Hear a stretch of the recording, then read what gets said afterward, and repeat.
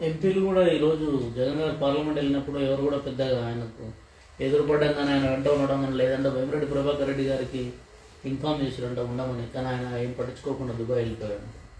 అంటే ఆయన వ్యాపారాలు ఉన్నాయి కదా. ఐరన్ గతంలో మీరు చూసారు దగ్గర నుండి కూడా జగన్ వస్తే సీఎం ఇంటి దగ్గర దుబాయ్లో ఉన్న వాళ్ళు కూడా ఇక్కడికి వచ్చేవారు. ఎస్, గతంలో జగన్ వస్తే దుబాయ్లో ఉన్న వాళ్ళు కూడా ఇండియాకి వచ్చేవారు. ఇప్పుడు ఈయన వస్తే ఇక్కడ ఉన్న వాళ్ళు కూడా దుబాయ్కి వెళ్ళిపోతున్నారని అనుకోవచ్చు. డెఫినెట్గా వెళ్ళిపోయిన మాట నిజమే కావచ్చు. మరి నీ దాకా వచ్చిందంటే సరే, అక్కడ అందులో ఉన్న ఎంపీల్లో సగం మందికి సీట్లు లేవు, ఏదో మొక్కుబడిగా వస్తే వచ్చి ఉండొచ్చు. నేను కూడా అటుగా పాస్ అయ్యా. నేను వేరే క్యాంటీన్కి వెళ్తా వీళ్ళందరూ చాలామంది ఎప్పుడు ఈ మధ్యన ఎవడో అసలు మా హౌస్కి రావట్లా మా ఎంపీలు ఎవరు, కానీ మరి చాలామంది అక్కడ ఆ కారిడార్లో తచ్చాడుతూ కనపడ్డారు. పవన్ కళ్యాణ్ గారు వచ్చారా అంటే వాళ్ళు ఏదో టాక్ వచ్చింది. అమిత్ షా గారిని కలిశారని సార్ ఇంకా స్పష్టత లేదు, కాకపోతే ఆయనకి ఇన్ఫామ్ చేస్తుంటారు. అంటే నిన్న అయితే రాలేదు, ఇవాళ బహుశా మరి వచ్చేమో మరి నాకు ఐడియా లేదు. సో ఏదేమైనా మొన్న చంద్రబాబు గారు మరి వాళ్ళు కళ్యాణ్ గారు రావటం, సో ఎన్డీఏలో ఆయన భాగస్వామి, సో అవన్నీ కూడా I think that will take a very good turn. ఇబ్బంది ఏమీ లేదు. సో యాత్ర అవుటు జగన్మోహన్ రెడ్డి గారి ఢిల్లీ యాత్ర ఏదో రొటీన్ యాత్రే, అంతకుమించి పెద్దగా ఏమీ విషయం లేదు. ఇంకా 5 ఏళ్ళకి ఎందుకు సార్ ఇంత వ్యతిరేకత వచ్చింది? మరీ టూ మచ్ ఆఫ్ వ్యతిరేకత రావడం, 5 ఏళ్లలో అంత వ్యతిరేకత రావడానికి ముఖ్య కారణం అంటే ఏ ఒక్క సెక్టర్ కూడా హ్యాపీగా లేదు.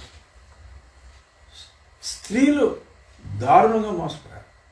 ఎందుకంటే వాళ్ళు దాచుకున్న డబ్బుల్ని 50 రూపాయలకి 200 రూపాయలు చేస్తే వాళ్ళ భర్తలు దోచుకోవాలని బలవంతంగా దోచుకోవాల్సిన పరిస్థితి క్రియేట్ చేశారు. అలాగని పురుషులు హ్యాపీగా ఉన్నారంటే ఆడికి చెత్త సరికిచ్చి ఆడి హాస్పిటల్ బిల్స్ పెరిగిపోయి పురుషులు హ్యాపీగా లేరు, స్త్రీలు హ్యాపీగా లేరు. ఇది లిక్కర్ తాగేవాళ్ళు విషయం. ఉద్యోగస్తులు 31,800 కోట్ల బకాయిలు. ఎంతమందికి ఉంటాయండి? బాలకృష్ణ లాగా ఎవరో, బాలకృష్ణ అంటే మా హీరో బాలకృష్ణ కాదు, మొన్న హెచ్ఎండిఏ బాలకృష్ణ లాగా మరి 1000 కోట్ల ప్రాపర్టీస్ ఎంతమందికి ఉంటాయి? ఏదో రెక్కడితే కానీ డొక్కాడిన వాళ్ళే ఉంటారు ఉపాధ్యాయులు, కానీ అందరూ 95% ఆఫ్ ఉద్యోగస్తులు. మరి అందరినీ ఒక కాని కట్టేయలేము. మరి వాళ్ళకి 31,800 కోట్లు బాకీ ఉద్యోగస్తులు ఉన్నారు. సరే, నిరుద్యోగులకు ఏమీ లేదు. అంగన్వాడీలని మొన్న చావగొట్టి చెవులు మూశారు. వాళ్ళు కక్షతో రగిలిపోతున్నారు. ఆశాలు మరి మెడికల్ హెల్పర్లు కొన్ని చోట్ల డాక్టర్లు లేనప్పుడు వీళ్ళ ఎక్స్పీరియన్స్తో వీళ్ళే ఎన్నో ప్రాణాలను కూడా మరి కాపాడుతూ ఉంటారు. అటువంటి ఆశాలను కూడా నిరాశకు గురి చేసి మళ్ళీ పోలీస్ జులుమంతా కూడా, అరే ఇప్పుడు ముఖ్యమంత్రి అన్నాడు కొంపలో కూర్చుని ఎదో పనులు చేయకుండా ఇలాంటి సమస్యలు వచ్చినప్పుడు వాళ్ళ దగ్గరికి వెళ్ళి మాట్లాడితే ఎన్నో సమస్యలకి పరిష్కారం దొరుకుతుంది. ఈయనేమో బయటికి రాడు, ఊరికే సినిమాల్లోనేమో అర్ధరాత్రి కళ్ళు లేని వాళ్ళ దగ్గరికి కూడా వెళ్ళి కనపడుతూ ఉంటాడు తప్ప, మరి నేను ఎంతమంది గొడవ చేస్తున్నారు, అసలు వెళ్ళి మాట్లాడాలరా బాబు అన్న కనీసం ఇంగిత జ్ఞానం ఎందుకూడదో తెలియదు. So ASHA any government employee everybody is unhappy. పోలీసులకు బేటాలు ఇచ్చి సంవత్సరం అయిందంట, పోలీసు వాళ్ళు కూడా కడుపు మండిపోయి ఉన్నారు. సో ఉద్యోగస్తులు కానీ, నిరుద్యోగులు కానీ, మహిళలు కానీ, బిలో పవర్టీ లైన్ ఉన్న మహిళలు కానీ, ఈ ఆస్తి పనులు విలువలు తగ్గిపోతా ఉంటే ఆస్తి పనులు వేశారు. సో ఆస్తి ఉన్న వాళ్ళందరూ కూడా కోపంగా ఉన్నారు. ఇలా హ్యాపీగా ఉన్న సెక్టర్ ఆయన సొంత మతాన్ని ఏదో ప్రోత్సహించుకోవటానికి ఆ పాస్టర్లకి వాళ్ళకి కొంచెం ఏదో డబ్బులు ఇచ్చి ఏదో 4 మంచి మాటలు పోడించుకుంటున్నాడు. సో అంతకు మించి అది కూడా కొద్దిమంది ఆ డబ్బు వచ్చే పాస్టర్లు తప్ప జగన్మోహన్ రెడ్డి ప్రభుత్వంలో సంతోషంగా ఉన్నవాడు ఇంకా చెప్పాలంటే కొంతమంది సలహాదారులు, ఎందుకంటే జీరో నాలెడ్జ్ గారిని పెట్టుకుని వాళ్ళకి కోట్లలో డబ్బేస్తున్నాడు ప్రభుత్వ సొమ్ము. సో కాబట్టి అదొక 80 మంది 70 మంది సలహాదారులు ఉన్నారు కదా, ఆ సలహాదారులు 70 మంది తప్ప, వారి సొంత కుటుంబ సభ్యులు తప్ప, అంటే సొంత కుటుంబం అంటే తల్లి చెల్లి కాదు, తను, తన భార్య, తన 2 కుమార్తెలు, ఆ నలుగురు కొద్దిమంది సలహాదారులు తప్ప ఈ రాష్ట్రంలో సంతోషంగా ఉన్న వాళ్ళు ఎవరూ లేరు. అదే నీకు ఇప్పుడు ఈ ఇందులో రిఫ్లెక్ట్ అవుతుంది. రాబోయే రోజుల్లో అది మరింతగా ఎక్కువ అవుతుంది. ఎక్కువై స్టెప్ బై స్టెప్ మనకి అది దాని ఎఫెక్ట్ క్లియర్గా మనకి కనపడిపోతుంది. సో మాగుంట గారిని కూడా ఏదో పలకరించలేదన్నారు. మాగుంట గారిని కూడా పలకరించలేదు సార్. చాలా మంది ఎంపీలు కూడా మొగం తిప్పుకొని ఉన్నారంట పార్లమెంట్లో కూడా. సీఎం గారు అంతకుముందుకు హడావుడి ఉంటున్నారు, సీఎం గారు వస్తే మొత్తం ఇంటి దగ్గరికి వచ్చి వాళ్ళందరూ. యాక్చువల్గా నేను కనుక్కున్నా, ముందు ఈయన ఆల్మోస్ట్ ఒక 1/2 అవర్ 40 మినిట్స్ బయట కూర్చోబెట్టారు. అక్కడ పిఎం ఆఫీస్లో విజిటర్స్ రూమ్లో లోపల నడ్డా గారు, అమిత్ షా గారు వీళ్ళు ఏదో మీటింగ్లో ఉంటే ఈ వాజ్ కెప్ట్ ఆన్ వెయిటింగ్. 11కి ఇచ్చిన అపాయింట్మెంట్ 11:50 కట్టలేదు. 11కి ఇచ్చిన అపాయింట్మెంట్ తర్వాత 20 నుంచి 25 నిమిషాలు మధ్యనే నడిచింది. ఏమో నాకు కూడా పార్లమెంట్ సమావేశాలు ఎప్పుడు ఇచ్చినా మాకు కూడా 20 నిమిషాలు టైం ఇచ్చారు. సో అంచేత వీ కెన్ రీఇటరేట్, అదేం పెద్ద మీటింగ్ ఏమి కాదు. చూద్దాం మరి సాయంత్రానికి అసలు ఏం మాట్లాడారు. పవన్ కళ్యాణ్ గారు ఢిల్లీ యాత్ర విశేషాలు ఇవన్నీ కూడా మనకి తెలుస్తాయి.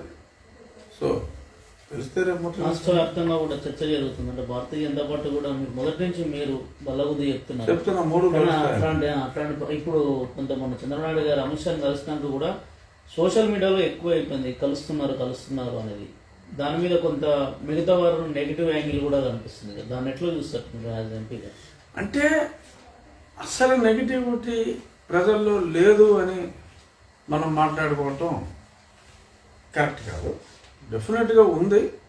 కానీ వాళ్ళకి దీని వలన ఉండే అడ్వాంటేజెస్ రాష్ట్ర భవిష్యత్తు కోసం, భవిష్యత్తులో ఇక్కడ భారతీయ జనతా పార్టీ రావడం తథ్యం కనుక ఇక్కడ ఉన్న ప్రభుత్వంతో మనకి ఒక ఇంటర్ రిలేషన్షిప్, వాళ్ళు కూడా ఇక్కడ మనతో ఎన్నికల్లో ఉండి, ఇక్కడ ప్రభుత్వంలో వాళ్ళు ఉండి, కేంద్ర ప్రభుత్వంలో మనమో ఉండి, అంటే ఓకే వీళ్ళు ఉండి, నాకేదో ఇది మనమని వచ్చేస్తాను, ఓకే వీళ్ళు ఉంటే డెఫినెట్గా లాంగ్ రేంజ్లో రాష్ట్రానికి జరిగే అడ్వాంటేజెస్ని బట్టే బహుశా చంద్రబాబు నాయుడు గారు దీనికి తలూపుంటారని నేను అనుకుంటున్నా. ఎందుకంటే ఇక్కడ నరేంద్ర మోడీ గారు కనీసం ఆయన 370 అన్నారు, కనీసం 350 సీట్లతోడైనా,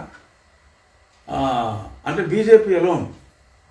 సో ఎన్డీఏ అంతా కలుపుకుంటే మరి ఇప్పుడు తెలుగుదేశానికి ఒక 20 వచ్చి, మరి అక్కడ నితీష్కి ఒక 17-18 వచ్చి, మరి అక్కడ శివసేన శరద్ పవార్ గారి ఫ్యాక్షన్ ఉంది కదా, మరి వాళ్ళకి ఒక 20 వచ్చి, మరి ఇక్కడే దగ్గర 60 అయిపోతున్నాయి.